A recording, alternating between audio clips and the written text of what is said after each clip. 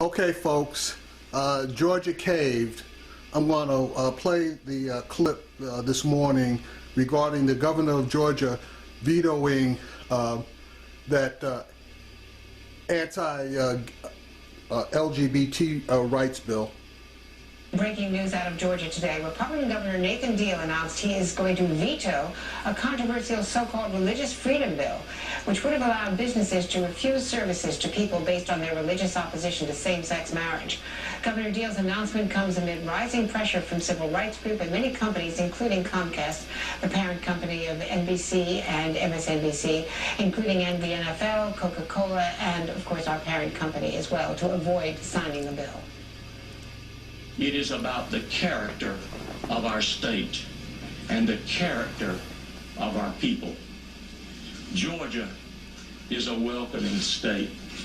It is full of loving, kind, and generous people. Our people, every day, work side by side without regard to the color of their skin, of their fellow mate, or the religion that their co-worker might adhere to. They are simply trying to make life better for themselves, their families, and their communities. That is the character of Georgia. I intend to do my part to keep it that way. For that reason, I will veto House Bill 757. Now, he didn't mention the LGBT issue here, okay? But now, let me tell you what I think. I think that he would have signed that bill, but he suffered from Mike Pence-itis, i.e. the NFL came in there and basically told him that they would be out of the running for the Super Bowl as soon as that the new stadium in Atlanta is completed. Now, traditionally, when a new stadium comes online, the NFL grants them a Super Bowl the following year that it is completed. And if the NFL pulls out of there, he will have so many people in Georgia pissed off at him that he and his legislature probably would have been voted out. Now, you throw that on top of various major companies such as Lowe's, Hollywood, which does a tremendous amount of filming in the state of Georgia, and a lot of other companies, and him trying to slip this puppy through there. And I have no doubt that he was the one that was actually trying to push this thing. He got exposed a little too soon for his liking. So now let's see what happens in North Carolina, because they're under the same threat. In North Carolina, they have a tremendous banking industry there, and Wells Fargo and Bank of America have indicated that they would consider pulling out their regional banking centers out of Charlotte, North Carolina. And American Airlines, which has a major hub there, has also told them that they might want to shift their regional center out of Charlotte and into another nearby state. So let's see what happens with North Carolina. I'm doing this video basically as more of a public service announcement, because I'm not on one side of this or the other than to say that you know, the people need to make a decision on how they want things to go, and the Republicans always talking about people, you know, the government needs to stay out of people's business, and you know, they're so much for the people. But this is the second time that the government has tried to step in against the wishes of the people. Now, again, this is an LGBT issue, and I'm not really, you know, really hot or cold on either side of this thing. I just believe, people are people, and hopefully people will do the right thing. If they don't, and you catch them, then, you do what you got to do. But short of that, as long as nobody's hurting anybody, just leave people the hell alone. Anyway, this is a clip from MSNBC talking about that North Carolina state law that was passed that overrode the Charlotte city ordinances regarding LGBT people using bathrooms and other issues. And now, in my opinion, if you're dressed like a dude and you walk into a men's bathroom, and just, take care of your business and come on out, I don't have a problem with that. And if you're dressed like a woman, okay, and you walk into a woman's bathroom, and women's bathrooms have stalls, so, you don't have to, deal with anybody being exposed. Yeah, especially if they're gonna squat, whatever, then there's no harm there. Now you're gonna every so often you're gonna get a pervert that's gonna creep in and try to take advantage. And when you catch those guys, you put them away. But short of that, basically they just need to leave people alone. So anyway, I'm gonna play this entire clip regarding North Carolina and how they snuck this law in the middle of the night, and how the governor raced to, he stayed in his office in order to sign this bill, so he didn't want to be exposed, and how Georgia is going to catch hell if they try to do the same thing. On Wednesday, North Carolina enacted one of the country's most draconian anti-LGBT laws, one that will prevent cities and counties from passing their own laws to prohibit discrimination.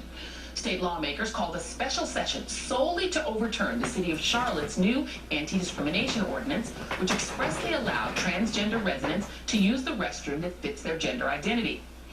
Meanwhile, in Georgia, the Republican governor must soon decide whether to sign HB 757, which critics say would allow faith-based organizations to deny services or employment based on sexual orientation.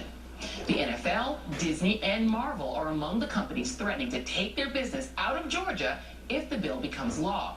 And here with me is Brittany Cooper and Anna Hayden, Vice President of You Can Play, and I hope I didn't pronounce the name wrong, Mara Kiesling, Executive Director for the National Center for Transgender Equality, and Jonathan Capehart. And thank you all for being here. I want to go to you first, Mara.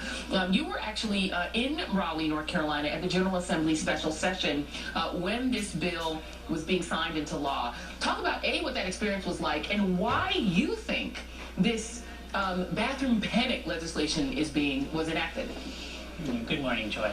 Yes, I was in Raleigh, and it was a remarkable display of a legislature out of control with all the real problems in North Carolina, unemployment and lack of insurance. They don't hold special sessions for that. Yet I think they saw a political opportunity. They thought they saw a population, a marginalized population that wouldn't fight back.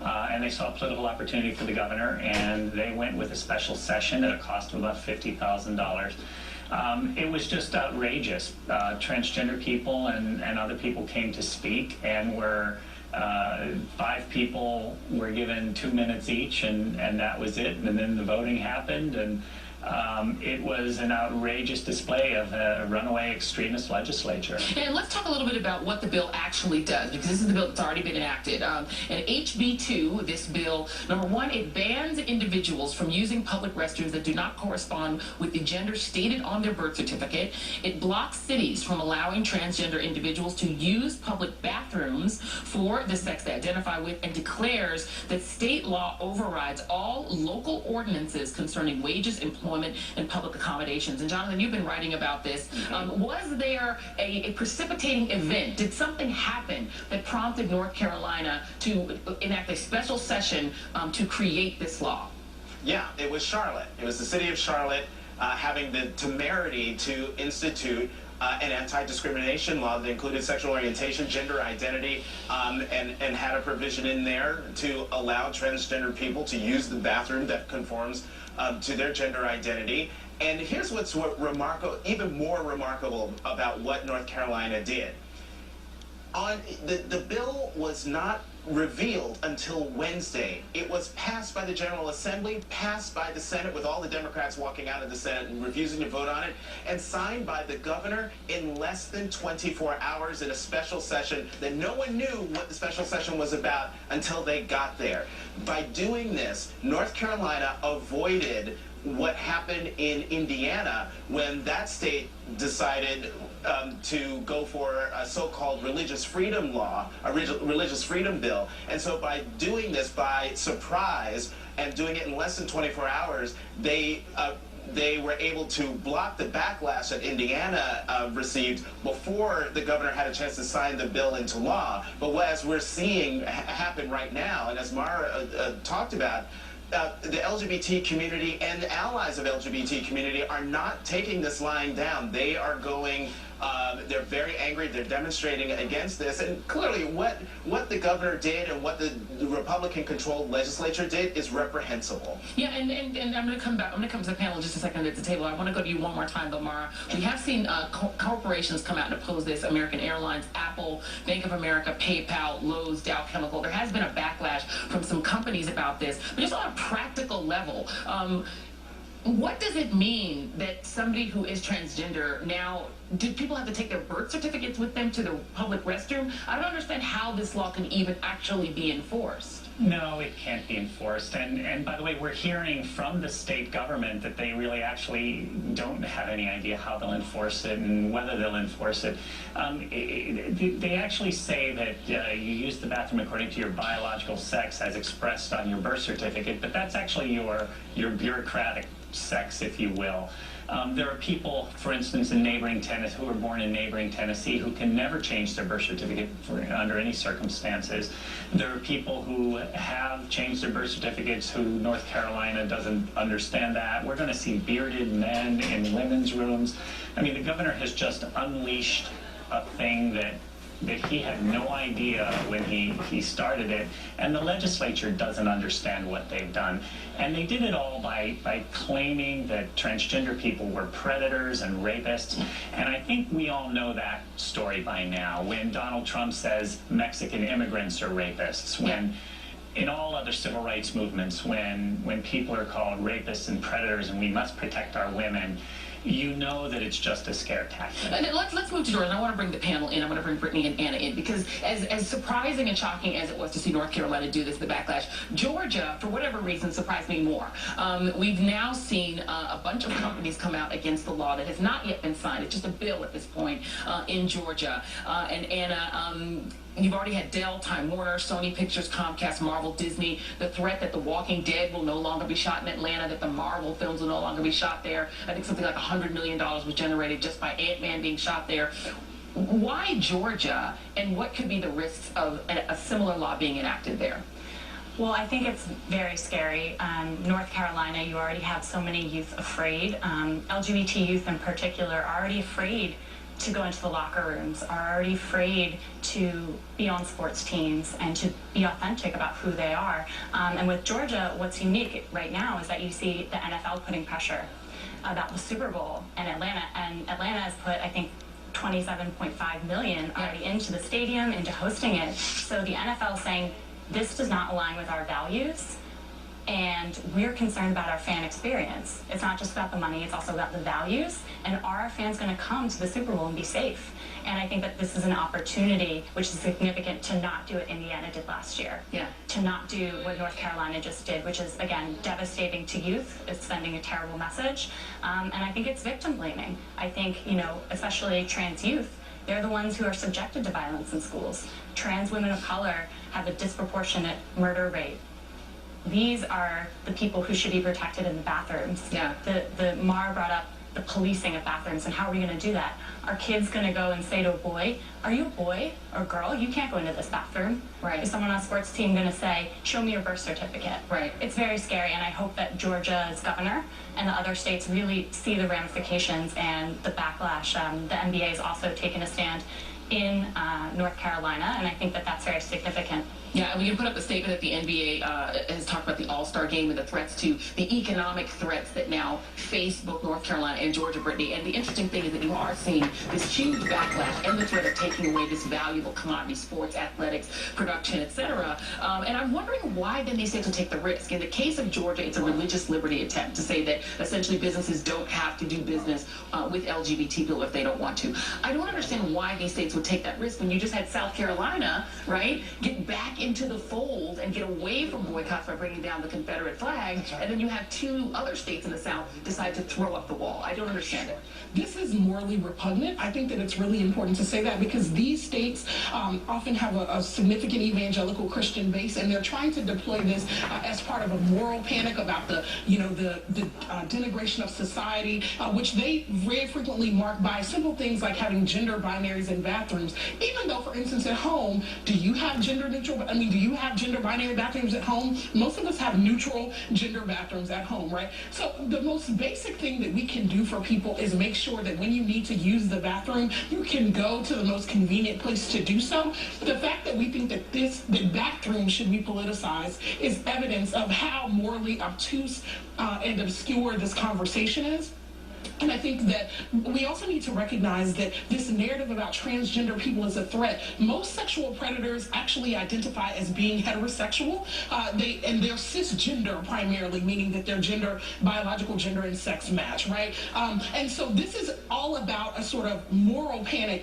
And here's the reason why it bothers me personally. Last year during Easter season, Indiana tried to pass a religious law, a liberty law. This year during Easter season, this is what North Carolina is doing. I think it's dog whistle politics to the Christian base. And as a Christian, I want to say that this does not jive with my religious tradition. I think that the kind of Christianity that we should believe in, one, shouldn't be part of politics, but also that providing people access to bathrooms is a basic human right. Yep. That's something we can do. We don't have to make our morals be a part of that conversation. Yeah, I'm quite sure that this is going to continue to be litigated because, of course, the governor of Georgia still has a decision to make, and we will definitely keep an eye on it. Thank you very much to Anna Agens, and Amara Riesling, as well as Brittany Cooper and Jonathan Capehart will be back. Thank you very much. And up next, all right. So as I stated, I'm kind of lukewarm on this. I think that North Carolina basically tried to do this undercover, and I want to see what's going to happen in Georgia because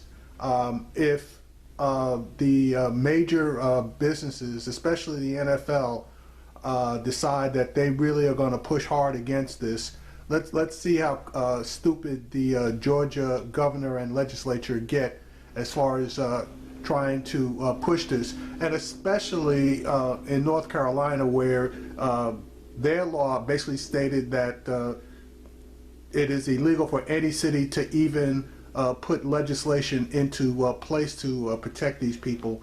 So again, it's Republicans basically on steroids trying to usurp the will of the people. Okay, folks, Georgia caved. I'm going to play the clip this morning regarding the governor of Georgia vetoing that anti-LGBT rights bill.